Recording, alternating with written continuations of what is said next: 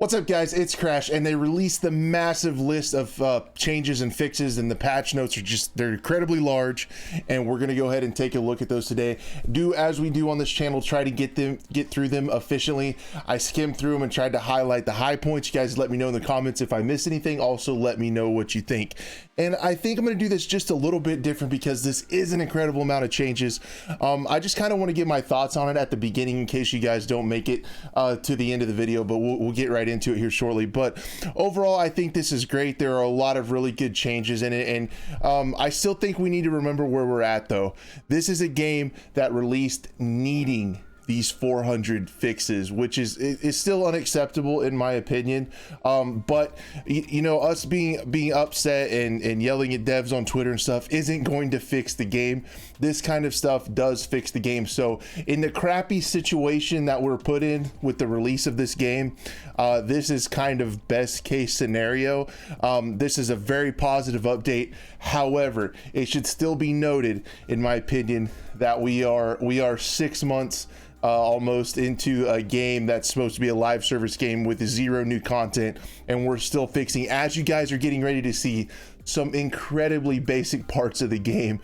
So I think this is a great move. In the situation we're in, this is the best step forward. However, it still shouldn't let them off the hook for, you know, charging AAA prices for a game that needed all of these fixes. So I just wanted to get that out there in case some of you guys didn't make it to the end of this video, because I'm gonna try to make it not boring, get through quick, but I get it. We're all busy. So anyway, I just highlighted the high points, and we'll go through and talk about it and react to it a little bit. Thank you guys so much for clicking on my video, and let's get into it. So I thought this was interesting right off the rip. They're calling it update 4.0, but this should tell you right away that this game was not finished. It is actually update 0.4. This game in an internal naming is not even to 1.0 release yet. So I just thought, like, yeah, I didn't think so. So it's actually update 0.4. Again, the big blockbuster items we get, VOIP, it talks about how you can change that. It's pretty self-explanatory. The scoreboard, woohoo, you can now see it at the end of the round like every other scoreboard ever.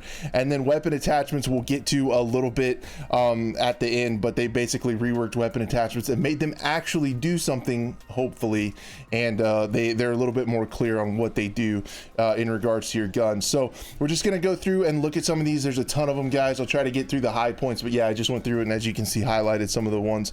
They said they fixed a bug where equipping a weapon attachment from the item reveal menu would in some scenarios reset the full customization on that weapon back to defaults. That happened to me when I played the game, so that's a really good fix. A lot of these fixes are stuff that affected me or that I've seen people complain about, so that's why I highlighted them. Airplane and helicopter sensitivity settings added to the options menu, so that's really good. I know a lot of air vehicle players noticed that was missing.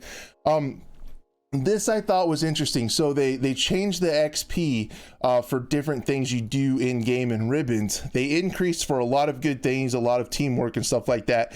But I thought it was very odd that for taking an objective, for playing the objective, they lowered the XP for that. So I don't think that's really good. It kind of disincentivizes playing the objective and taking flags. So I thought that was a little bit of a head scratcher. The sprinklers are now active for 9 instead of 20 seconds, and sprinklers no longer deal damage. So I think that is really good. Those sprinklers were incredibly annoying, and I don't know why you would have the map randomly deal damage in a video game. Then they enabled cover occlusion for player damage from explosions. So lots of times when there would be an explosion, like a vehicle exploding, and you thought you were behind cover, it didn't count. So this is something that I think, of course, should have been from the beginning, but now damage appears to propagate from explosions properly when you're behind cover. So I thought that was really good. A lot of portal changes, nothing earth shattering, a lot of bug fixes, floating rocks, things like that. With audio, they fixed the wrong voiceover playing when giving attacking orders as dozers. I think that's good. Sometimes that would be a little weird. They adjusted the wingsuit audio for Sundance so they're easier to hear for enemies. So maybe you won't get ninja assassinated from a Sundance flying off of a building. You'll be able to hear them coming. Then they added audio for birds on renewal. Thank God. Okay, I mean that was That was really throwing me off. So now we got audio for birds on renewal. There is successful missions in hazard zones should no longer be shown as failed, so they work now, hopefully. Soldiers should no longer be stuck in the man down state. That's good. I was affected by that a few times. With soldiers, some issues were the player would be impossible to hit when entering an exposed vehicle seat, so that's good. They fixed further instances of not being able to revive players when some of their body parts were clipping with assets or geometry. So this is the infamous revive players near walls. That has been a persistent issue, even though it's been in patch notes before. It's still here. Hopefully third time's a charm and we get that thing fixed. Fix an issue where the player would not be able to jump or vault after reviving someone. That happened to me. I'd revive someone and my feet were glued to the ground. Then they fixed an issue where certain camera transitions would force the player's FOV to reset to the default. FOV would reset a lot. Soldiers would no longer die when swimming close to or under a water vehicle. I think that's good.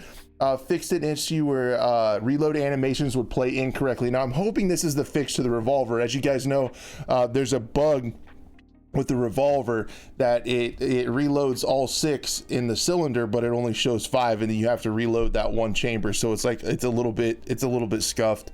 Hopefully it's a fix to that.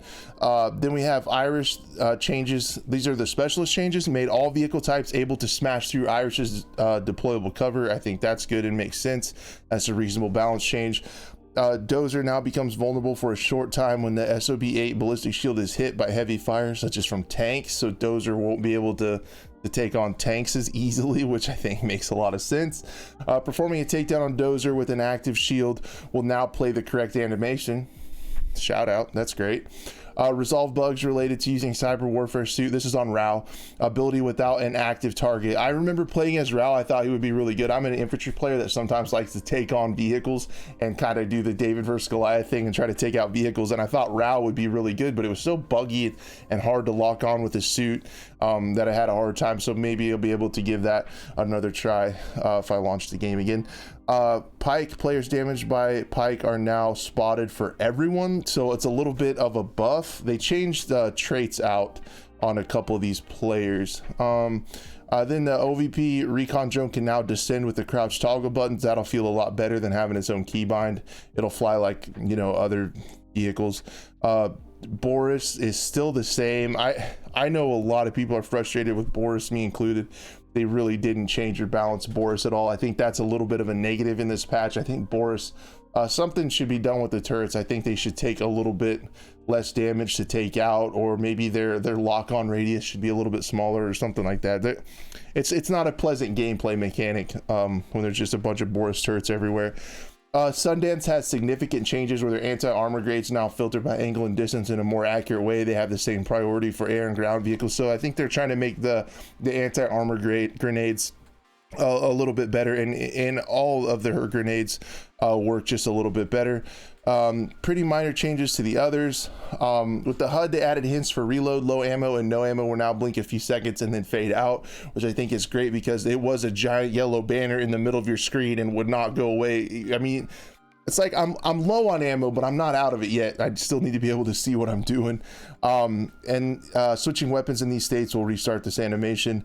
The grenade indicator no longer remains after the grenade has already exploded. I spent many rounds with the grenade indicator on my screen for the entire round, so that's good. Fixed an issue that prevented the equipping of armor plates if you're being healed at the same time. Ran into that a little bit. And then a really big change, and this is going to be interesting to see how it plays out. The behavior of many weapon attachments has been overhauled to ensure that their impact when customizing your weapons is unique and noticeable. Previously, some attachments had effects that were too similar from others. They did the same thing or nothing at all, and it was unclear what the impact on your weapons would be when switching between them. Here's an example of the updated behavior while customizing the AC-42. So we can see like the Warhawk compensator before, it improved horizontal recoil control, and now it improves recoil control and reduced weapon accuracy. So it just gives you a little bit more information as what's going on, and they made some of them do different things. So this is going to take time to see how this plays out. if there are enough people playing to find a meta and different guns and things that, you know, the best attachments and stuff like that, it looks like that is changing. So then I thought this was also interesting. Some of the things they just say what the attachments do now, like subsonic rounds and the hybrid, they don't say that they did anything in the previous 3.3 version of the game. So I thought that was interesting. I feel like there were some attachments when I was testing them that didn't even do anything. So hopefully they all have uses, pluses and minuses, and people can you know, make their guns fit their playstyle, which is what one of the funnest parts of multiplayer shooters is supposed to be. Further changes to weapon attachments, factory and extended barrel descriptions now display the correct fire rate changes. Fixed an issue which would grant unlimited ammo for magazine attachments. That was a bug that you could do kind of a secret handshake and get unlimited ammo. Adding and removing attachments in the plus menu will now always correctly apply their statistic changes. Yeah, there was an issue where you would change anything and it would decrease your recoil by a bunch. So hopefully they got, basically, I think this is, if all these changes occur and it doesn't break anything, this is where weapon attachments should have been when the game released 6 months later. So I mean, it's a positive, but it's also like, come on guys. The high-powered magazine for the AK-24 now shows the correct number of bullets, so essentially it works now. Increase the recoil for the PKP, which I think is good. That gun was really strong. They did a little buff to the SWS-10 light ammo from 35. Increase the long damage range from 35 to 40 over 75 meters. Fixed an issue with the incorrect ammo pools being set on the PP, which would show incorrect ammo quantities. And then they said the exact same thing with different wording. They fixed the PP29 medium and subsonic ammunition have inverted ammo pools. So those are the same things, just worded differently. That was kind of funny.